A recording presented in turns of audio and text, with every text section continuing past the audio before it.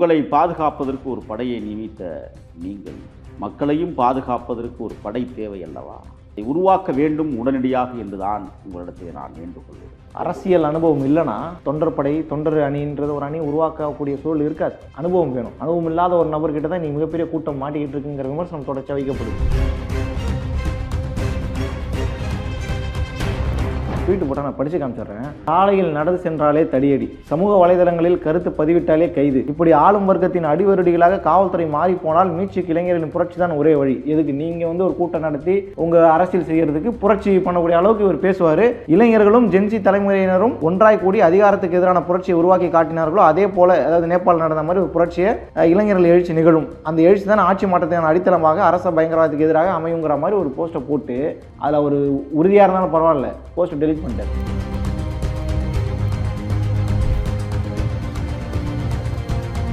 அதிகாரம் நம் மீது திணிக்கப்படுகிற போது, அதிகாரம் நம்மளை செயலற்று போகிற நிலைமைக்கு வைக்கிற போது, அப்படி என்ன இப்போ நீங்கள் சொல்லக்கூடிய சூழல் அப்படி என்ன எங்கள் தமிழ்நாட்டில் இருக்குது? எல்லாரையும் குடிக்க வச்சுக்கிட்டீங்க. சரி, இப்போ இவங்க அரசு தான் அவங்களை குடின்னு கையில் கொடுத்து குடிக்க சொன்னாங்களா? ஆமாம், அது நாட்டுக்கு உங்களுக்கு அறிவு இல்லையா? ஏதோ மேம்போக்கா ஒரு வீடியோ போட்டு விடுவீங்க, போகும்போது முதல்வர் முடிஞ்ச என்கிட்ட சண்டைக்கு வாங்குற மாதிரி ஏதோ படத்தில் ஒரு டைலாக் மாதிரி பேசுவீங்கன்னா அப்போ இதுக்காக புரட்சி பண்ணணுமோ? வேலை வெட்டியெல்லாம் விட்டுட்டு. புரட்சிங்கிறது பல்வேறு வகையில் இருக்குது. மௌன புரட்சியும் இருக்கிறது. சண்டைக்குவான்னு கூப்பிட்டாரா, முடிந்தாலும் என்னை கைது என்னை தொட்டுப்பாருன்னா சொல்கிறாரு. அதுக்கு என்ன அர்த்தம்? அதுக்கு தொட்டுப்பாரு, சவால் விடுறேன். சாகடிப்பதற்கான பின்னணி காரணங்கள் என்ன? 41 பேர் உயிரை பலி கொடுத்தவர்கள் யார்? எப்படி ஆதாரம் இருக்கா? அவங்களுடைய ஒழுங்கான காவல்துறையோட வழிகாட்டு நெறிமுறைகளை ஃபாலோ பண்ணி அந்த பிரச்சனை வந்திருக்காதுன்னு அமுதா ஐஏஎஸ் பேசுறாங்க, செந்தில் பாலாஜி பேசுறாரு, தொடர்ச்சியா பேசிட்டு தான் இருக்காங்க. அவர்களே கொடுக்க மாட்டீங்களே. தவறு இருக்கு. எங்க போனீங்க நீங்க? நான் கேட்கிறேன். தவறு இருக்கு, ஒத்துக்கிறோம். அவர் 7.5 மணி நேரம் காலதாமதமாக வந்தது குற்றம் தான்.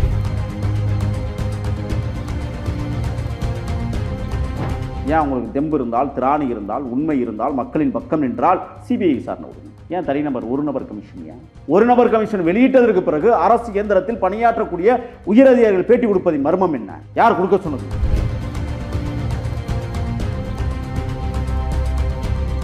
செந்தில் பாலாசிக்கு கால் தூசிக்கு சமமா விஜய்னு பேசுறாரு. இந்த பேச அனுமதி கொடுத்தவன் யார்? கலவரத்தை பற்றி, உள் நடந்த விஷயங்களை பற்றி பேசினால் தடை போடுற நீங்க இதெல்லாம் பேசலாமா? இதுக்கு ஏன் தடை போடலாம்? நேரடி கண்காணிப்பில் 100 காவலர்களுக்கு மேல் இல்லை. ஊடக நேர்காணல்களில் கூட காவலர்களின் இருப்பு குறைவாகவே தெரிந்ததாக நம்பப்படுகிறது. சுமார் 50 காவலர்கள் மட்டுமே பரவி இருந்ததாக பங்கேற்பாளர்கள் தெரிவித்திருக்கிறார். அரசு உண்மையில் 500 காவலர்களை நியமித்திருந்தால் ஆதாரத்தை வெளியிட வேண்டும். தன்னெழுச்சியாக வரக்கூடிய புரட்சியை பற்றி யாருமே இங்கே கேள்வி கேட்க மாட்டாங்க. நேபாளத்தில் நடந்து தன்னெழுச்சியாக நடந்தது. சமூக வலைதளங்களில் முடக்கிறாங்க, பேச்சுரிமை முடக்கிறாங்க. அது ஒரிஜினல் ஒரு ட்வீட்டு போட்டது, அதை தான் படித்து காமிச்சேன். இப்போவும் என்ன செஞ்சாங்க? உங்களுக்கு பேசுறதுக்கு இடம் கொடுத்தாங்களே சார், இருக்காங்க. அவதூறு பரப்புறாங்கன்னு கைது பண்ணாங்க. என்ன அவதூறு? அது அரசு தான் தெளிவு போட்டு. அதான் முதவே சொல்லிட்டு நியாயமான கேள்விகளை எழுப்புவது அவதூறு. ஏற்படிக்க எல்லா கூட்டத்தையும் முடிக்கிறதுக்கு சட்டத்தை கொண்டு வர முடியுமா? அது கொண்டு வந்தாலும் நீங்கள் எப்படியும் மதிக்க போகிறது இல்லை. 8 சொன்னால் நீங்கள் 2 மணிக்கு தான் வருவீங்க. யார் மதிச்சா? எல்லா கட்சிக்கும் பொருந்தும்ல. யார் மதிச்சா தமிழ்நாட்டில்? விஜய் கட்சி மட்டும்தான் மீறிச்சா? விஜய் மட்டும்தான் மீறினாரா?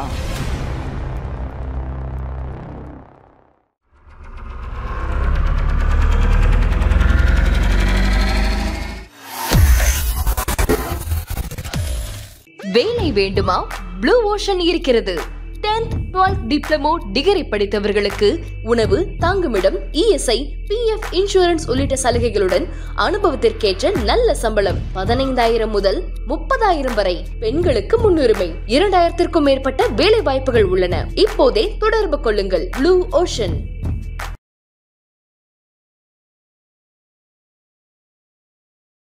ஐத்தமிழ் நேயர்களுக்கு வணக்கம். இன்றைய நேர்காணலில் நம்மோடு இணைந்திருக்கிறார் தமிழ் தேசிய ஆதரவாளர் முகில் அவர்கள். முக்கியமான ஒரு பிரச்சனை குறித்து நம்ம பேச இருக்கிறோம். வணக்கம். வணக்கம். நல்லா இருக்கீங்களா? துக்கம் தொண்டை அடைக்கும். சரி, என்ன பிரச்சனைங்கிறது உங்களுக்கு நல்லாவே தெரிஞ்சிருக்கும். நம்ம போன அமர்வில் பேசியிருந்தோம். ஒரு ரசிகர் கூட்டத்தை வச்சுட்டு என்ன அப்படி பேச சாதிச்சிட முடியும் நான் கேட்டேன். அதுக்கு நீங்கள் சில விளக்கங்கள்லாம் கொடுத்தீங்க. இன்றைக்கி அது ரசிகர் கூட்டம் தான் அப்படிங்கிற அளவுக்கு நிரூபிக்கக்கூடிய அளவுக்கு சில சமூகம் நீங்கள் சொன்னது போல் துக்கம் தொண்டை அடைக்கக்கூடிய ஒரு சமூகம் நடந்திருக்கு. எப்படி பார்க்குறீங்க? நிறைய பாடங்களை மரியாதைக்குரிய விஜய் படித்து கொண்டிருக்கிறார் என்றே நான் பார்க்கிறேன். ஆயிரக்கணக்கான தொண்டர்களை தன் வசம் வைத்திருக்கிற விஜய்க்கு ஆணவமோ மமதையோ அல்லது அதிகார தோரணையோ வந்துவிடக்கூடாது என்பதில் நானும் கவனமாக இருக்கிறேன். ஒரு வளரும் இளைய தலைமுறையின் வாரிசாக நான் பார்க்கிறேன் விஜய். கட்டுக்கடங்காத கூட்டத்தை தன்வயப்படுத்துவதற்கு கால அவகாசம் நிறைய தேவை இருந்தாலும் கூட குறுகிய காலத்தில் அரசியல் பாதையை தேர்ந்தெடுத்ததற்கு பிறகு கட்டமைக்கிற வேலைகள் மட்டும் பொருந்தாது. கட்சிகளுக்கு கட்டுப்பாடும் தேவை என்பதை உணர்த்தி இருக்கிறது கரூரின் கண்ணீர் நிலவரம். எங்கள் தமிழர்கள் எப்படியெல்லாம் தன்னை மடித்துக் கொள்கிறார்கள் என்பதற்கு இன்னொரு சான்று கரூர். சொல்ல முடியாத வேதனைகளை தாங்கி இருக்கிற சூழலில் முதலாக இந்த சம்பவத்தை பற்றி நான் பேசுகிறேன் என்றே நான் நினைக்கிறேன். இதுவரை நான் வாய் திறக்கவில்லை. இறந்தது என் தொப்புள் கொடி உறவுகள். என் சின்னஞ்சிறு குழந்தைகளை இழந்து தவிக்கிற தருவாயில் நான் நின்று கொண்டிருக்கிறேன். செஞ்சோலையில் என் பிள்ளைகள் தமிழீழ தாயகத்தில் கொத்து கொத்தாய் குண்டுகள் வீசி கொல்லப்பட்ட போது எந்த மனநிலையில் நான் இருந்தேனோ அதே மனநிலையில் இன்னமும் மீள முடியாமல் நான் நின்று கொண்டிருக்கிறேன். இது ஒரு வற்புறுத்தல் பேட்டி என்றே தான் நான் கருதுகிறேன். என்னால் பேச இயலாது, மக்களை பறிகொடுத்து தவியாய் தவித்திருக்கிறேன். எப்படி இதை பற்றி வாய் திறக்க முடியும் என்று கேட்டபோதும் கூட இல்லை, நீங்கள் மௌனமாக இருப்பது எதையோ சுட்டி காட்டுகிறது என்றெல்லாம் கேட்டதற்கு பிறகுதான் ஒத்திசைவு கொடுத்து உட்கார்ந்திருக்கிறேன். நாம் கடந்த காணொலியில் தான் பேசினோம். உயிர்ப்பலிகள் நேரிடலாம், பலிகள் ஒரு பக்கம் விழும் என்றெல்லாம் பேசியிருந்தோம் என்றே நான் கருதுகிறேன். நடந்திருக்கிறது. முன்னாள் சாராய அமைச்சர்களும் இந்நாள் அமைச்சர்களும் அடிக்கிற கொட்டங்கள். அரசியல் பொறுக்கிகளுக்கு அன்றாடங்காட்சி மக்களின் உயிர் தேவைப்படுகிறது என்பதை பறைசாற்றியிருக்கிறது. தமிழக வெற்றிக் கழகத்தினுடைய அனைத்து நிகழ்வுகளும் 2 வாரங்களுக்கு ஒத்திவைக்கப்பட்டிருக்கிறது. மரியாதைக்குரிய தளபதி விஜய் அவர்களே, ஒரு கடைசி தொண்டன் என்பதை விட கடைசியாய் நின்று உங்களை காக்க வேண்டும் என்கிற இடத்திலே நின்று கொண்டிருக்கிற ஒரு தம்பி, தொண்டர் படையை ஏன் இன்னும் உருவாக்காமல் இருக்கு? உங்களை பாதுகாப்பதற்கு ஒரு படையை நியமித்த நீங்கள் மக்களையும் பாதுகாப்பதற்கு ஒரு படை தேவை அல்லவா? அதை உருவாக்க வேண்டும் உடனடியாக என்றுதான் உங்களிடத்தில் நான் வேண்டுகோள் விடுக்கிறேன். அரசியல் அனுபவம் இல்லைன்னா தொண்டர் அணின்றது ஒரு அணி உருவாக்கக்கூடிய சூழல் இருக்காது. அனுபவம் வேணும். அனுபவம் இல்லாத ஒரு நபர்கிட்ட தான் நீ மிகப்பெரிய கூட்டம் மாட்டிக்கிட்டு இருக்குங்கிற விமர்சனம் தொடர்ச்சியாக வைக்கப்படுது. அரசியல் பாடத்தை கற்றுக்கொண்டிருக்கிறார் என்று நான் ஆரம்பத்திலே சொன்னதற்கு காரணம் இதுதான். ஆற்றம் இருக்கலாம், அறிவு இருக்கலாம், இரண்டும் வெவ்வேறு நிலைப்பாட்டில் இருக்கிறது. உங்கள் ஆளுமையை தீர்மானிக்கக்கூடிய இடத்தில் நீங்கள் நின்று கொண்டிருக்கிறீர்கள். கூட்டம் கூடுவது மட்டும் ஒரு ஆளுமையோ அல்லது அதை வழிநடத்தக்கூடிய தலைமையோ அல்ல. தலைமைக்கு என்று ஒரு பண்பு இருக்கிறது. அந்த பண்பை நீங்கள் பண்படுத்த வேண்டும். நிகழ்வுகள் ஏராளமாக நடந்தேறுவதை நான் பிரித்தாளுகிறதற்கு முன்பாக தொண்டர்களுக்கு ஒரு அன்பான வேண்டுகோள். ஒரு தலைவனை பார்க்க வேண்டும் என்று துடிக்கிற நீங்கள் பாதுகாக்க வேண்டும் என்பதையும் துடித்துக் கொள்ளுங்கள். ஒரு தொண்டன் தலைவனை பாதுகாப்பதை விட இன்னொரு தொண்டனையும் பாதுகாக்கக்கூடிய கடமையில் ஒரு தொண்டன் இருக்க வேண்டும். இருந்தாலும் அன்றைக்கு நடந்த நிகழ்வுகளில் நூற்றுக்கணக்கான தொண்டர்கள் ஓடி ஓடி உழைத்த தருணத்தையும் நாம் வலைவழித்தளங்களில் பார்க்க முடிந்தது. தம்பிகள் துடித்தார்கள். உங்களுக்கு பக்குவம் இன்னும் தேவைப்படுகிறது. நீங்கள் அரசியலை கற்க வேண்டும். ஆற்றாமையில் இருப்பதனுடைய விளைவு இது. ஏனென்றால் நீங்கள் பாலாபிஷேகம் செய்த கூட்டம். பால்வார்க்க வேண்டும் என்பதுதான் நான் விடுக்கிற வேண்டுகோள். நீங்கள் ரசிகர்களாக இருந்துவிட்டு போங்கள். தொண்டர்களாக இப்பொழுது மாற இருக்கிறீர்கள். அதற்கு அறிவாற்றல் தேவைப்படுகிறது. அதற்கு வரலாறும் உங்களை பக்குவப்படுத்த வேண்டும். நீங்கள் வரலாறை உள்வாங்கிக் கொள்ளாததனுடைய விளைவுதான் இன்றைக்கு கரூரில் நடந்தேறியிருக்கிற அவல நிலைகள். எந்த நேரத்திலும் அமைதி, கற்றல், உளறல், வேகம், கோபம் போன்ற பல்வேறு செயல்களில் நீங்கள் பக்குவப்பட வேண்டும். நிர்மல்குமார் கைது செய்யப்படலாம் என்கிற செய்தி. என்னுடைய சகோதரர் ஆதவ் அர்ஜுனா அவர்கள் எந்த நேரத்திலும் கைது செய்யப்படலாம். அவர் மீது கிட்டத்தட்ட 5 பிரிவின் கீழ் வழக்கு. 192(1) கலவரம் ஏற்படுத்திய ஆத்திரமூட்டுதல் என்கிற பிரிவின் கீழ், 196(1) நல்லிணக்கத்தை பாதுகாக்க தவறியமை, 197(1)B இந்திய ஒற்றுமைக்கு தீங்கு, 353(1) மக்களுக்கு தீங்கு விளைவிக்கும் அறிக்கை, 353(2) பொது தீமைக்கு வழிவகுக்கும் செயல் என்றெல்லாம் இன்றைக்கு ஆதவ் அர்ஜுனா மீது வழக்குகள் தொடுக்கப்பட்டிருக்கிறது. நிர்மல்குமார் கைது செய்யப்படலாம். புஷி ஆனந்த் தலைமறைவாக இருக்கலாம். ஏதோ ஒரு மாய தோற்றத்தை உருவாக்கி இவர்கள் எல்லாம் குற்றவாளி கூண்டிலே நிறுத்துவதற்கு ஒரு சில பேர் முயன்று கொண்டிருக்கிறார்கள். ஏன் முயற்சிக்கிறாங்கன்னு ஒரு கேள்வி இருக்குல்ல.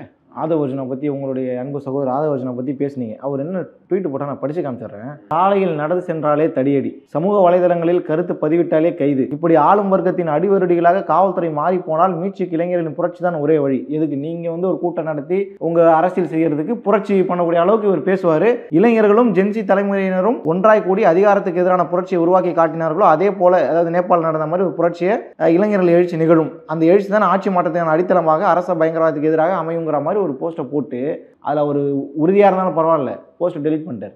இப்படிப்பட்ட ஒருத்தரை வச்சுட்டு தான் கட்சி நடத்திட்டு இருக்கீங்க. அவர் சொன்னதுல என்ன தவறு நீங்க என்ன அப்படி புரட்சி பண்ணக்கூடிய அளவுக்கு என்ன அப்படி நிலைமை இருக்குங்க? எத்தியார் குப்பத்தில் என்ன உங்களுடைய பேச்சு உரிமைக்கு ஏதாவது பிரச்சனை இருக்கா இங்கே? அதான் எத்தியார் குப்பத்தில் 23 பேர் செத்தாங்களே, பேசக்கூடாதுன்னு தடுக்கிறீங்களா? கருணாபுரத்தில் 69 பேர் செத்ததாக நீங்கள் அறிவிச்சிங்களா? 87 பேர் செத்தாங்க மொத்தம். மறைச்சு அதையெல்லாம் வெளியில் கொண்டு வராமல் தடுக்கணும்னு நீங்கள் நினைக்கிறீங்களா? புரட்சி எங்கிருந்து வெடிக்கும்? மக்களுடைய பாதுகாப்பை உறுதி செய்யாத அரசு இருக்கிற போது புரட்சி வெடிக்கும். புரட்சி என்பது என்ன கெட்ட வார்த்தையா? புரட்சியின் விளிம்பில் தான் இந்தியா விடுதலை பெற்றது என்பதை நீங்கள் நினைவுபடுத்திக் கொள்ள வேண்டும். புரட்சியின் அடிப்படையில் தான் உலக நாடுகள் அத்தனையும் விடுதலை பெற்றிருக்கிறது. அது கியூப புரட்சியாக இருக்கட்டும், சீன புரட்சியாக இருக்கட்டும். எங்கிருந்து அந்த புரட்சி வெடிக்கும்? அதிகாரம் நமக்கு எதிராக இருக்கிற போது, அதிகாரம் நம் மீது திணிக்கப்படுகிற போது, அதிகாரம் நம்மளை செயலற்று போகிற நிலைமைக்கு வைக்கிற போது. அப்படி என்ன இப்போ நீங்கள் சொல்லக்கூடிய சூழல் அப்படி என்ன எங்கள் தமிழ்நாட்டில் இருக்குது? எல்லாரையும் குடிக்க வச்சுட்டீங்கல்ல? எல்லாரையும் குடிக்க வச்சுட்டீங்கல்ல? சரி, இப்போ அரசு தான் உங்களை குடின்னு கையில் கொடுத்து குடிக்க சொன்னாங்களா? ஆமாம், மது நாட்டுக்கு உங்களுக்கு அறிவு இல்லையா? இல்லை நீங்கள் சிந்திக்க மாட்டீங்களா? நீங்கள் இல்லை, நான் என்ன கேட்குறேன், பகுத்தறிவு பெற்ற சமூகம் தானே நீங்கள் தானே பகுத்தறிவு பேசுகிறீங்க. நீங்கள் தானே பேசுகிறீங்க. யார் பேசியது? நாட்டுக்கு உயிருக்கு கேடுங்கிறீங்கல்ல, அப்புறம் என்னத்துக்கு விளம்பரம்? இந்த விளம்பரத்தை அனுமதிப்பவர்கள் யார்? இலக்கு நிர்ணயிப்பவர்கள் யார்? ஆண்டுக்கு இத்தனை 1000 கோடி வருமானம் வரணும். கடையை பெருக்குபவர்கள் யார்? 10 மணிக்கு மேலே வியாபாரம் செய்வதற்கு அனுமதி கொடுத்தவர்கள் யார்? வியாபாரத்தில் வருகிற வருமானத்தில் மிச்சத்தை லஞ்சமாக வாங்கக்கூடியவர்கள் யார்? ஏன் அதெல்லாம் பேச மாட்டேங்கிறீங்க? அதிகார வர்க்கம் அன்றாட காட்சி மக்களை அடக்குகிறது என்றால் பார்த்து கொண்டிருப்பாங்களா? நான் அங்கே தான் புரட்சி வெடிக்கும். ஆதவர்ஷனா கூட்டத்தில் நீங்கள் என்ன பிழை கண்டுபிடிச்சிருக்கிறீங்க சொல்லுங்கள். உங்கள் கூட்டத்தில் ஒரு பிரச்சனைங்கிறதுனால நீங்கள் எல்லாரும் சேர்ந்து புரட்சி பண்ணணும். நீ உங்கள் மேலே ஒரு தப்பை யாருக்குமே சுட்டி காட்டினாலும் அதை ஏற்றுக்க மாட்டீங்க. அந்த தப்பை பற்றி பேச மாட்டீங்க. 4 நிமிஷம் வீடியோ போடுவீங்க, அந்த வீடியோலையும் பொறுப்பு எடுத்துக்க மாட்டீங்க. ஏதோ மேம்போக்காக ஒரு வீடியோ போட்டு விடுவீங்க. போகும்போது முதல்வர் முடிஞ்ச என் கூட சண்டைக்கு வாங்குற மாதிரி ஏதோ படத்தில் ஒரு டைலாக் மாதிரி பேசுவீங்கன்னா அப்போ இதுக்காக புரட்சி பண்ணணுமோ? வேலை வெட்டியெல்லாம் விட்டுட்டு. புரட்சிங்கிறது பல்வேறு வகையில் இருக்குது. மௌன புரட்சியும் இருக்கிறது, அதை மறந்துடாதீங்க. உங்களுக்கு இந்த வார்த்தையில் ட்விட்டர் போட்டதில் இவ்வளோ ரோசமும் கோபமும் வருதுல்ல. சண்டைக்கு வான்னு கூப்பிட்டாரா? முடிந்தாலும் என்னை என்னை தொட்டுப்பாருன்னு தான் சொல்கிறாரு. அதுக்கு என்ன அர்த்தம்? அதுக்கு தொட்டுப்பாரேன், சவால் விடுறேன். நான் கேட்குறேன், எத்தனையோ மாநாடுகளில் தொண்டர்கள் கூட்டத்தை முடித்துவிட்டு கடந்து செல்கிற போது விபத்துக்களில் மாட்டிக்கொள்கிறார்களே, அவர்களெல்லாம் தலைவனுக்கு பொறுப்பாதான்? தலைவன் பொறுப்பா? அவன் போய் முட்டி மோதி செத்து போனால் தலைவன் பொறுப்பு, அப்படி தானே? என்ன நடந்துச்சுன்னு நான் நல்லா தெரிஞ்சுக்கோங்க. நான் இதை கலவரத்தை மூட்டுவதோ அல்லது அதை ஆதரிப்பதோ என்னுடைய நோக்கம் அல்ல. என் மக்கள் ஏன் செத்தார்கள், அதுக்கு பதில் சொல்லுங்கள். யார் சாகடித்தது? சாகடிப்பதற்கான பின்னணி காரணங்கள் என்ன? 41 பேர் உயிரை பலி கொடுத்தவர்கள் யார்? எப்படி ஆதாரம் இருக்கா? அவங்களுடைய ஒழுங்கான காவல்துறையோட வழிகாட்டு நெறிமுறைகளை ஃபாலோ பண்ணி அந்த பிரச்சனை வந்திருக்காதுன்னு அமுதா ஐஏஎஸ் பேசுறாங்க. செந்தில் பாலாஜி பேசுறாரு, தொடர்ச்சியா பேசிட்டு தான் இருக்கிறாங்க. தவறு கொடுக்க மாட்டீங்களே? தவறு இருக்கு. எங்க போனீங்க நீங்க? நான் கேட்கிறேன், தவறு இருக்கு, ஒத்துக்கிறோம். அவர் 7.5 மணி நேரம் காலதாமதமாக வந்தது குற்றம் தான். அதுதான் பிரச்சனை. ஒத்துக்கிறோம். நாங்க எத்தியார் குப்பமும் கருணாபுரத்துலையும் கள்ளச்சாராயம் வித்து குடிச்சு 89 பேர் செத்து போனாங்கல்ல, அதுக்கு முன்னணி காரணம் பின்னணி காரணத்தை கண்டுபிடிச்சிங்களா? அறிக்கையை வெளியிட்டீங்களா? ஏன் அதெல்லாம் செய்யலை நீங்கள்? 47 பேர் உயிர் என்பது என் தமிழர்களின் தொப்புள் கொடி உறவுகள். நாங்கள் கண்ணீர் வடிக்கிறோம், எங்களுக்கு வேதனை இருக்குது. இந்த சம்பவத்தை பார்த்து இந்த அரசு மீது விரக்தி இருக்கிறது. பாதுகாக்க தவறியவர்கள் யார்? எதுக்கு உளவு பிரிவுகளை வைத்திருக்கிறீர்கள்? காவல்துறை எதற்காக செயல்படுகிறது? மக்களுக்கான காவல்துறை தானே இது? கொலையாளிகளுக்கு ஆதரவான காவல்துறையா? எல்லா இடத்துலையும் கொலையாளிகளையே காப்பாற்றுவதிலேயே நீங்கள் கவனம் செலுத்துறீங்களையா? அது எல்லா சம்பவத்துக்கும் நான் சொல்கிறேன். சரி, இந்த அரசுக்கு தெம்பு இருந்தால், இந்த அரசு நீதியின் பக்கம் இருந்தால், இந்த அரசு மக்களின் பக்கம் இருந்தால் சிபிஐ விசாரணை கொடுங்க. அஜித்குமார் வழக்கில் விட்டீங்கல்ல, உங்களை நாங்கள் மதிக்கிறோம், உடனடியாக விட்டீங்க. ஆனால் சிபிஐ விசாரணையை குழப்படி நீதி அரசரை திருப்பி விசாரணை நடந்தது, அது வேறு. இப்போ என்டிஏ கூட்டணியில் உண்மை கண்டறியும் குழுன்னு ஒன்று இறக்கியிருக்கிறாங்க. அவங்க பெரும் புலிகள், அவங்க அப்படியே பயங்கரமான சோதனையிட்டு வெளிச்சத்துக்கு கொண்டு வந்துடுவாங்க என்டிஏ கூட்டணி. ஆனால் அவங்க ஒரு செய்தியை சொல்லியிருக்காங்க, மதிக்கிறோம், வரவேற்கிறோம். உச்சநீதிமன்றத்தில் இயங்கக்கூடிய நீதியரசரின் முன்னிலையில் இந்த விசாரணை தொடங்கப்பட வேண்டும் அப்படின்னு சொல்லியிருக்கிறாங்க. அதை நான் கேவலமாக பார்க்க முடியாது, வரவேற்கணும். ஏன் உங்களுக்கு தெம்பு இருந்தால், திராணி இருந்தால், உண்மை இருந்தால், மக்களின் பக்கம் நின்றால் சிபிஐ விசாரணை விடுங்க. ஏன் தனிநபர் ஒரு நபர் கமிஷன்? ஏன் ஒரு நபர் கமிஷன் வெளியிட்டதற்கு பிறகு அரசு இயந்திரத்தில் பணியாற்றக்கூடிய உயரதிகாரிகள் பேட்டி கொடுப்பதின் மர்மம் என்ன? யார் கொடுக்க சொன்னது? நானே இன்னைக்கு தான் பேட்டி கொடுக்குறேன். எல்லாம் அறிந்த சூழலில் நான் என்ன கேட்குறேன்னா, அனைத்து இந்திய அண்ணா திராவிட முன்னேற்ற கழகத்தின் முன்னாள் நாடாளுமன்ற உறுப்பினர் மரியாதைக்குரிய அண்ணன் இன்பத்துறை ஒரு அறிக்கையை கொடுத்துருக்கிறார். ஜனவரியில் நான் ஒரு நிகழ்ச்சி நடத்துவதற்காக அந்த இடத்த நான் கேட்டேன் அதிமுக சார்பில். ஆனால் அந்த இடத்தை காவல்துறை கொடுக்க மறுத்தது. காரணம், இங்கு கூட்டம் அதிகமாக கூடிவிட்டால் பாதுகாப்பு விஷயங்களில் பலப்படுத்த முடியாது காவல்துறையால் என்று காவல்துறையை சொன்னதாக சொன்னிச்சு. அதிமுக ஒரு நாற்காலி போட்டு அமர்ந்து ஒரு நிகழ்ச்சியை நடத்துவதற்கு நீங்கள் அனுமதி கொடுக்கவில்லை. நிற்பதற்கு எப்படி அனுமதி கொடுத்தது இந்த காவல்துறை? இதுக்கு பதில் சொல்லுங்க. இன்பத்துறை கேட்குற கேள்விக்கு. ஒன்று, அவர் சொல்றாரு தடியடி நடத்தியது யார் கூட்டத்துக்குள்ள? நான் சொல்லலை, அவர் சொல்றாரு. மின்சாரம் துண்டித்தது யார்? ஆம்புலன்ஸை அனுமதித்தவர்கள் யார் உள்ளே வர?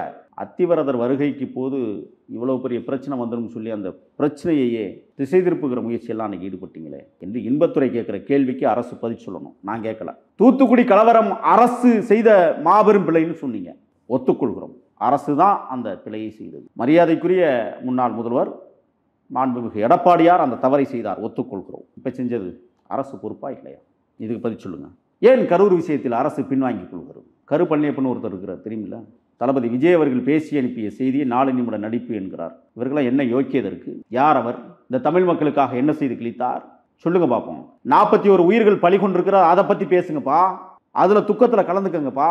பிஞ்சு பிள்ளைகள் இந்த மண்ணிலிருந்து அகற்றப்பட்டிருக்கிறது என்றால் அதை பற்றி பேசுங்கப்பா. அடுத்து எஸ்சி சேகர்னு ஒருத்தர், அவரே சொல்றாரு. யார்? கருப்பண்ணி சொல்றாரு, செந்தில் பாலாசிக்கு கால் தூசிக்கு சமமா விஜய்னு பேசுறாரு. இந்த பேச அனுமதி கொடுத்தவன் யார்? கலவரத்தை பற்றி உள் நடந்த விஷயங்களை பற்றி பேசினால் தடை போடுற நீங்க இதெல்லாம் பேசலாமா? இதுக்கு ஏன் தடை போடல? படி செரால்ட நீங்க கைது பண்ணி இருக்கிறீங்களே, மாரடைப்பால் இன்னைக்கு ஸ்டாலின் மருத்துவமனையில் அனுமதிக்கப்பட்டிருக்கிறாரே, உங்களுக்கு என்ன பிரச்சனை? பேச்சுரிமை தடுக்கிறதா அந்த அரசு? கருத்துரிமையை தடுக்கிறதா அந்த அரசு? அவதூறு பரப்புவதை தடுக்குது இந்த அரசு. என்ன அவதூறு? அப்படிதான் சொல்றாங்க அவங்க. இப்போ நான் பேசுறது அவதூறா? அரசு கேள்வி கேட்டால் அவதூறா? சொல்லுங்க. இல்லை, அரசுக்கு சப்போர்ட்டிவா இந்த விஷயங்கள் நடந்திருக்கு, இதை கொஞ்சம் பாருங்கன்னு சொல்றது அவதூறா? இதை கவனிங்கன்னு சொல்றது தவறா? அவதூறா? இது என்னது? அடுத்து எஸ்சி சேகர்னு ஒருத்தர், தெரியுமில்ல, புதுசாக திமுகவில் இணைந்த குடிமி கும்பல். விஜய் பார்த்து கேட்குற, ரிஹர்சல் பார்த்துட்டு வந்தேன். அப்போ ரிஹர்சல் இங்கேயோ நடந்திருக்குன்னு அர்த்தம், அப்படி தானே? பேசுவதற்கு ரிஹர்சல் பார்த்தார் விஜய் என்றால் நடத்துவதற்கு ரிஹர்சல் யார் நடத்தியது? கூட்டத்தை நிர்வகிக்க திறமை வேண்டுங்கிறார். 60 வருஷம் பேசி தானப்பா நீங்கள் கூட்டத்தை நிர்வகிச்சு வச்சுருக்கீங்க, அதுக்கு பாராட்டுறேன். கட்டுப்பாடுகள் இருக்கிறது, எங்கே அங்கொன்றும் இங்கொன்றும் மகசிலம். 1.5 வருஷத்தில் கட்டுப்பாடுங்கிறது அவ்வளோ சீக்கிரம் கொண்டு வர முடியாது மூத்தவரே எஸ்வி சேகர் அவர்களே, உங்களுக்கு சொல்கிறேன். ஒன்று, சிப்பந்தி, அதாவது ஜிம்பத்தி மூலமாக நீங்கள் புகழ் தேட விரும்புகிறீர்களா? எஸ்வி சேகர் கேட்குறார். அவருக்கு இருக்கிற புகழை சிம்பத்தி பண்ணி தான் புகழ் தேடணுமா? 4 நிமிடம் நடிப்பதாக இவரும் குற்றம் சொல்லுகிறார். விஜய் நடிக்காத நடிப்பா படத்தில்?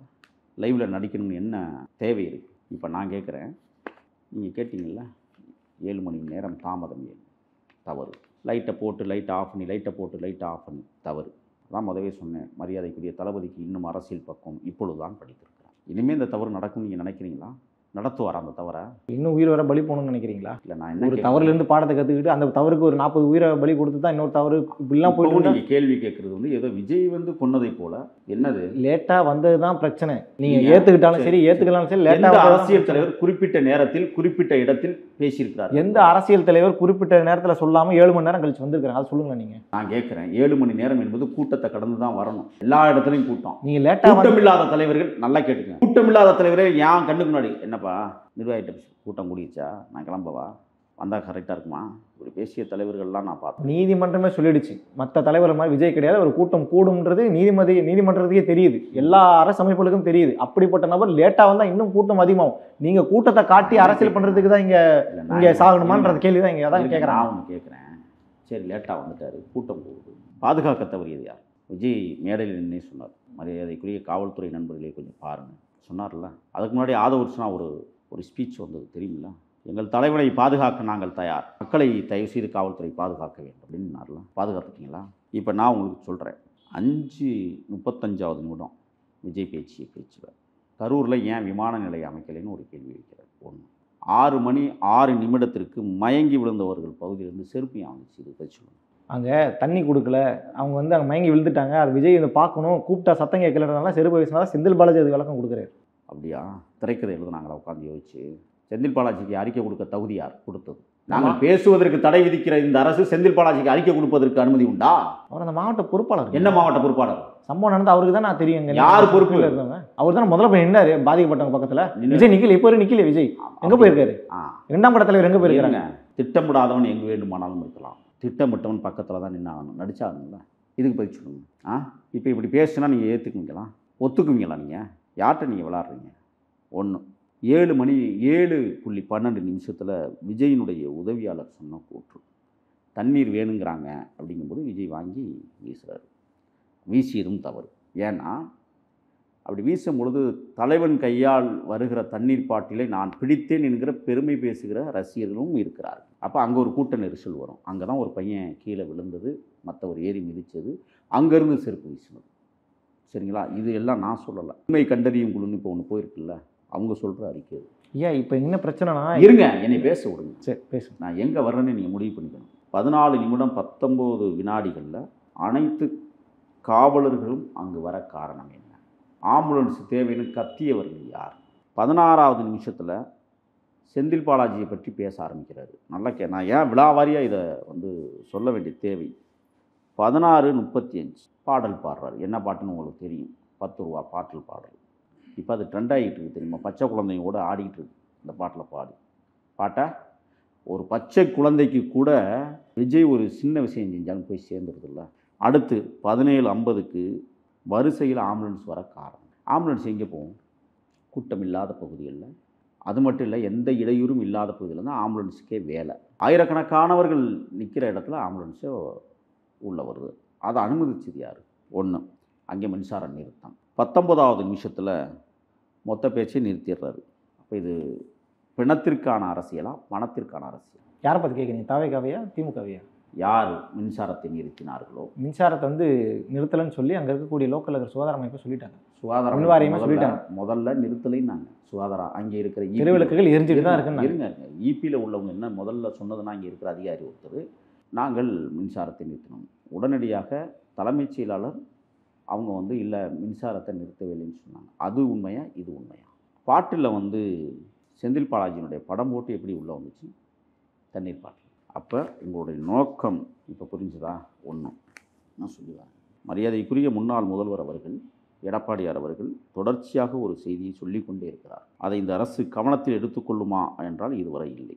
43 கேள்விகளை மரியாதைக்குரிய எடப்பாடியார் வச்சிருக்கிறார். தமிழ்நாடு அரசு வெளியிட்ட காணொலி பாதுகாப்பு குறைபாடுகளை புறக்கணித்து தாவேகாவை மட்டும் குறிவைக்க தகுந்த முறையில் எழுச்சி செய்யப்பட்டுள்ளது. காவலர்கள் சில இடங்களில் மட்டுமே காணப்பட்டுள்ளனர். ஆனால் மொத்த அந்த இடங்களை மிகைப்படுத்தி காட்டும் வகையில் தனித்து காட்டியுள்ளனர். தற்போது அரசு அதிகாரிகள் திமுக ஐடி விங் வேலையை செய்வதைப் போல தோன்றுகிறது. கரூர் சம்பவத்தை பற்றி அரசு வெளியிட்ட காணொளி திமுக ஐடி விங் மற்றும் அதன் ஆதரவாளர்களால் வெளியிடப்படும் காணொளிகளின் பாணியிலேயே உருவாக்கப்பட்டுள்ளது. திமுக ஐடி விங் மற்றும் ஆதரவாளர்கள் சமூக ஊடகங்களில் பரப்பிய காணொளிகள் போதுமானதாக இல்லாததால் அரசு அதிகாரிகள் பத்திரிகையாளர் சந்திப்பை நடத்தி அதே மாதிரியான காணொளிகளை வெளியிட்டுள்ளனர். 6வது விஷயம், உண்மையில் அரசு அதே காணொளியை மீண்டும் வெளியிட்டுள்ளது. இது திமுக ஐடி விங் பயன்படுத்தியது. கரூர் சம்பவத்தில் தாவேகா பொதுச் செயலாளர் புஷி ஆனந்த், இணை பொதுச் செயலாளர் நிர்மல்குமார் மற்றும் மாவட்ட செயலாளர் மதியழகன் மீது எஃப்ஐஆர் பதிவு செய்யப்பட்டிருக்கிறது. இருப்பினும் மதியழகனை மட்டும் கைது செய்துள்ளனர். மற்ற 2 மீது நடவடிக்கை ஏன் எடுக்கவில்லை? இது நான் கேட்கல, மரியாதைக்குரிய எதிர்க்கட்சி தலைவர் கேட்கல. இதுக்கெல்லாம் அண்ணா அரசு பதில் சொல்லலை, தெரியுமில்ல. நிர்மல்குமார் வெளிப்படையாக நடந்து கொண்டார், ஆனால் ஏன் கைது செய்யப்படவில்லை? இந்த கேள்வியும் வைக்கிறார். இது அரசியல் காரணங்களுக்காக அரசு சிலரை மட்டுமே கைது செய்கிறது என்பதை காட்டுகிறது. உயர் பதவி வகிப்பவர்களை கைது செய்வதில் ஏற்படும் அரசியல் விளைவுகளை தவிர்க்க மாவட்ட செயலாளரை மட்டும் கைது செய்தது ஏன்? இது அரசு கைது நடவடிக்கைகளில் நியாயமாக செயல்படவில்லை என்பதற்கான தெளிவான எடுத்துக்காட்டு. ஆம்புலன்ஸ் அழைப்புகள் மாலை 7:14 மற்றும் 7:15 மணிக்கு வந்ததாக மரியாதைக்குரிய உள்துறை செயலாளர் அமுதா ஐஏஎஸ் அவர்கள் கூறினார். ஆனால் விஜய் அந்த நேரத்தில் பேசத் தொடங்கவே இல்லை. அவரது பேச்சு தொடங்குவதற்கு முன்பு ஆம்புலன்ஸ் அழைப்புகள் வந்ததால் அவரை தடுக்க முடிந்ததாக கேள்வி எழுகிறது. பேரழிவை தடுக்க வாய்ப்பு இருந்தும் அது புறக்கணிக்கப்பட்டுள்ளது. ஆபத்தை அறிந்திருந்த போதும் அவர் பேச அனுமதிக்கப்பட்டது ஏன்? 6 தாவேகா ஆம்புலன்ஸுகள், 7 அரசு, 108 ஆம்புலன்ஸுகள், 33 தனியார் மருத்துவமனை ஆம்புலன்ஸுகள் வரவழைக்கப்பட்டதாக மரியாதைக்குரிய உள்துறை செயலாளர் அமுதா ஐஏஎஸ் அவர்கள் எடுத்து கூறியிருக்கிறார். ஏன்? இந்த ஆம்புலன்ஸுகள் எங்கிருந்து வந்தன? எந்த நேரத்தில் அழைக்கப்பட்டன? யார் அழைத்தனர்? எந்த எண்ணிலிருந்து அழைத்தனர்? பதில் உண்டா? இவ்வளவு ஆம்புலன்ஸ்களை விரைவில் எவ்வாறு ஒருங்கிணைத்தனர்? எங்கே நிறுத்தப்பட்டது? மரியாதைக்குரிய உள்துறை செயலாளர் அமுதா ஐஏஎஸ் இந்த விவரங்களை ஏன் வெளியிடவில்லை? 10,000 பேர் மட்டுமே வருவார்கள், ஆகவே 500 காவலர்களை நியமித்தோம் என்று உள்துறை செயலாளர் அவர்கள் கூறுகிறார். ஆனால் முன்னைய மாவட்டங்களில் திருச்சி, அரியலூர், நாகை, திருவாரூர் போன்ற இடங்களில் 30,000 - 40,000 பேர் திரண்ட கூட்டத்திற்கு அதிகமான காவலர்கள் நியமிக்கப்பட்டுள்ளனர். 10,000 பேர் மட்டுமே வருவார்கள் என்ற வாக்குறுதியை காவல்துறை நம்ப வேண்டுமா? உண்மையான கூட்ட அளவை கணிக்க உளவுத்துறை இருப்பது எதற்காக? உளவுத்துறை அதிகாரிகள் ஒவ்வொரு விஜய் கூட்டத்திலும் இருந்தனர், அவர்களுக்கு உண்மை தெரியவில்லையா? சோகம் நடக்கும் என தெரிந்தும் மாநில அரசு குறைவான காவலர்களை அனுப்பியது ஏன்? 500 காவலர்களை நாங்கள் நியமித்தோம் என்று உள்துறை செயலாளர் முன்னுக்கு பின்னாக பேட்டிகள் கொடுப்பது ஏன்? நேரடி கண்காணிப்பில் 100 காவலர்களுக்கு மேல் இல்லை. ஊடக நேர்காணல்களில் கூட காவலர்களின் இருப்பு குறைவாகவே தெரிந்ததாக நம்பப்படுகிறது. சுமார் 50 காவலர்கள் மட்டுமே பரவி இருந்ததாக பங்கேற்பாளர்கள் தெரிவித்திருக்கிறார்கள். அரசு உண்மையில் 500 காவலர்களை நியமித்திருந்தால் ஆதாரத்தை வெளியிட வேண்டும். காவலர்கள் தாவேகா தொண்டர்களை தடியடி செய்யவில்லை என்று மரியாதைக்குரிய உள்துறை செயலாளர் வெளியிட்டிருக்கிறார். நடந்திருக்கிறது. ஆனால் காணொலி ஆதாரங்கள் பல ஊடகங்களில் வெளியாகி தடியடி நடந்தது தெளிவாக காணப்படுகிறது. ஆதாரம் சமர்ப்பிக்கலாம். உண்மையில் கூட்டம் தடியடி மூலமாகவே கட்டுப்படுத்தப்பட்டதா? ஏடிஜிபி டேவிட்சன் கூட கரூரில் இதை ஒப்புக்கொண்டார். காணொலி இருக்கிறது. அமுதா உள்துறை செயலாளர் IAS அவர்கள் தடியடி இல்லை, எதுவும் நடக்கவில்லை என்று சொன்னால் லத்திகள் மட்டும் எப்படி பயன்படுத்தப்பட்டது? பொதுமக்கள் தடியடி நடந்ததை காணொலியில் பார்த்து விவரங்களை தெரிவித்திருக்கிறார்கள். லத்திகளை பயன்படுத்துவது தடியடி அல்ல என கருதி கூட கேள்வி நீண்டு கொண்டே செல்லலாம். சுமார் 30,000 பேரை கொண்ட கூட்டத்தில் 500 காவலர்களுடன் லத்திகளை பயன்படுத்துவது ஆபத்தான விளைவுகளை உருவாக்கக்கூடியது என்றும் சொல்லப்படுகிறது. இவ்வளவு பெரிய கூட்டத்தில் லத்திகளை பயன்படுத்த உத்தரவிட்ட காவல்துறை அதிகாரி யார்? ஒரே இரவில் 39 பிரேத பரிசோதனை நடந்தது எப்படி? இது மனிதாபிமான அடிப்படையில் என்று அமுதா சொல்லுகிறார். மனிதாபிமான அடிப்படையிலும் 39 பிரேத பரிசோதனைகளை ஒரே இரவில் நடத்த போதுமான மருத்துவர்கள், உபகரணங்கள் எவ்வாறு ஏற்பாடு செய்யப்பட்டது? கரூர் அரசு மருத்துவமனையில் உண்மையில் 39 பிரேத பரிசோதனை நடத்த முடியுமா? இதற்கு யார் அங்கீகாரம் வழங்கினார்கள்? போதுமான மருத்துவர்கள் கரூரில் இருந்தனரா? இல்லையெனில் கூடுதல் மருத்துவர்கள் எங்கிருந்து வரவழைக்கப்பட்டனர்? அவர்கள் யார்? இந்த முக்கிய விவரங்களில் எதையும் உள்துறை செயலாளர் அவர்கள் வழங்கவில்லை என்ற குற்றச்சாட்டையும் பதிவு செய்கிறார்கள். இதுக்கு என்ன பதில்? விஜய் ஏன் இந்த கேள்விலாம் கேட்கல? எங்கே போனார் விஜய்? இப்போ நல்லா தெரிஞ்சுக்கோங்க. எதிர்க்கட்சி தலைவராக இருக்கிற எடப்பாடியார் கேட்டதுக்கு என்ன பதில் வரும்? விஜய் கேட்டா பதில் வரும். கரெக்டுங்க. விஜய் கேட்டால் பதில் வரும். எப்படி வரும்? விஜய் போட்ட ஒரு வீடியோக்கு தான் இன்னைக்கு இவ்வளோ பெரிய பிரச்சனை போயிட்டு இருக்கு. நீங்கள் விஜயனுடைய பேரணிக்கு தான் இவ்வளோ பெரிய பிரச்சனை. பேசுனா 4 நிமிட வீடியோக்கே அப்படியே நகர்றீங்களே, நாண்டுக்கிட்டு சாகுறது மாதிரி நடிக்கிறீங்களே. கேள்வி கேட்க சார் கேட்டிருக்கலாமே. என்ன அதான் கேள்வி. வீடியோவே 72 மணி நேரம் கழிச்சுனா வருது. அதான பிரச்சனையங்க. இப்போ இவ்வளவு பிரச்சனைகளுக்கும் பதில் சொல்லுவதற்கு, கேள்வி கேட்பதற்கு எதிர்க்கட்சி தலைவர் பேசிட்டார். ஆளுங்கட்சி தலைவர் அறிக்கை கொடுக்கணும்ல. சரி, ஒரு நபர் கமிஷன் அறிவித்ததுக்கு பிறகு ஏன் உள்துறை செயலாளர் தொடர்ச்சியான பேட்டி யார் கொடுக்க சொன்னா? கொடுக்க வேண்டிய அவசியம் என்ன இருக்குது? 10 ரூபா பாலாஜின்னு சொன்னும்போதே பதறீங்களே. ஆக நான் கேட்கக்கூடிய கேள்வி, எங்கள் 41 தமிழர்களை கொன்றவர்கள் யார்? இது எங்களுக்கு தெரிஞ்சாகணும். உண்மை வெளியில் வரணும். யார் கலவரத்தை மூட்டியது? பின்னணி காரணங்கள் என்ன? விசை செய்த தவறுகள் என்ன? அல்லது விஜய் கட்சி தாவேகாவினுடைய மாநில நிர்வாகிகள் செய்த பிழை என்ன? இதெல்லாம் எங்களுக்கு வேணும். உள்துறை செயலாளர் அறிக்கை கொடுப்பாரா? உளவுத்துறை அறிக்கை கொடுக்குமா? இதெல்லாம் வெளிச்சத்துக்கு வரணும். மக்கள் பார்வையில் வைக்கணும். யார் குற்றவாளிகள்? இதுவரை நான் கேட்குறேன், 41 உயிர்கள் நாங்கள் இழந்திருக்கிறோம் தமிழர்கள். ஆனால் தாவேகாக்காரன் ஒருத்தன் தற்கொலை பண்ணியிருக்கான் தெரியுமா? எதுக்காக? நீதி வேண்டும். அப்போ என்னத்தை குறிக்கிறது? அரசியல் படுத்தப்படதான் குறிக்குது. உண்மையிலே நீதி வேணும்னு நினைச்சிருந்தா ஒரு வழக்கை எடுத்துட்டு போய் கோர்ட்ல செந்தில் பாலாஜி மேலே போட்டுருக்கலாம். அதை பண்ணியிருந்தா கூட பரவாயில்ல. ஏதாவது விஜய் தான் பண்ணல, இவராது பண்றாங்கன்னு நம்ம சந்தோஷப்படலாம். தற்கொலை பண்றதுலாம் வரலாறு வழிகாட்டியாக மறந்துடாதீங்க. திமுக பக்குவப்படுத்திய கட்சி என்று சொன்னாலும் கூட மறுமலர்ச்சி திமுக உருவாக்கப்படுகிற போது, வைகோ வெளியேறுகிற போது 13 தமிழர்களை பலி கொண்டார்கள் தெரியுமா? நெருப்பு வச்சு தனலாக்கி செத்து போனான். அப்போ அது அரசியல் பக்கம் இல்லைன்னு சொல்ல வரீங்களா? ஈழத்திற்காக 29 பேர் தன்னை தானே தீக்குளித்து செத்து போனார்கள். அவங்க முத்துக்குமார் எழுதிய அறிக்கை படிச்சிங்களா? அவருக்கு அரசியல் தெரியலையா? மாற்று கட்சின்னு யார் சொன்னது? விஜய் சொல்லித்தானே இருக்காரு. நான் ஒரே ஒரு செய்தியை சொல்கிறேன். எனக்கு ஒரே ஒரு கேள்வி தான். 41 மரணத்துக்கு யார் காரணம்? எங்களுக்கு தெரிஞ்சாகணும். அது யாராக இருந்தாலும் பரவாயில்ல. அரசு வெள்ளரிக்கை வெளியிடும். நீங்கள் அரசியல் கூட்டம் ஒவ்வொரு கூட்டத்திலையும் ஆதரவாகவும் நடத்துங்க, எதிர்ப்பாகவும் நடத்துங்க. செத்து போகிறது எங்கள் தமிழர்களா? காவு வாங்குறீங்களா தமிழர்களா? சாராயம் குடித்தா அங்கிட்டு 23 பேர் சாவான். சாராயம் குடித்தா இந்த பக்கம் 89 பேர் சாவான். நீங்கள் கூட்டம் நடத்தினா 5 பேர் சாவான். தெரியுமில்ல? திமுக கூட்டத்தில் 5 பேர் செத்தது போன வருஷம். தெரியுமா? தெரியாது. அப்போ நீங்கள் எதை வேண்டுமானாலும் செய்வீங்க. எல்லா அரசியல் கட்சியும் தான் நான் கேட்குறேன். எங்கள் தமிழர்களுடைய உயிருக்கு பாதுகாப்பு என்ன? யார் கொடுப்பார்கள்? தமிழர்களை பாதுகாப்பது யார்? நாங்கள் நம்பி இருக்கிற தமிழ்நாடு அரசை, தமிழ்நாடு அரசின் கீழ் செயலாற்றுகிற காவல்துறையை. வேறு யார்கிட்ட போய் கேட்போம்? மிஞ்சி போனால் நாங்கள் நீதித்துறை. புரட்சி வெடிக்காமல் அப்புறம் என்ன பண்ணுவோம்? தன்னெழுச்சியாக வரக்கூடிய புரட்சியை பற்றி யாருமே இங்கே கேள்வி கேட்க மாட்டாங்க. நேபாளத்தில் நடந்து தன்னெழுச்சியாக நடந்தது, சமூக வலைதளங்களை முடக்கிறாங்க, பேச்சுரிமை முடக்கிறாங்க. அது ஒரிஜினல் ஒரு ட்வீட்டு போட்டுங்க, அதை தான் படிச்சு காமிச்சேன். இப்போவும் என்ன செஞ்சாங்க? உங்களுக்கு பேசுறதுக்கு இடம் கொடுத்தாங்களே, சாரால்கிட்ட இதுக்காக இது அவதூறு பரப்புறாங்கன்னு கைது பண்ணாங்க. என்ன அவதூறு? அதுக்கு அரசு தான் தெளிவுபடுத்தா. அதான் முதவே சொல்லிட்டேன், நியாயமான கேள்விகளை எழுப்புவது அவதூறா? இப்போ நான் பேசுவது அவதூறா?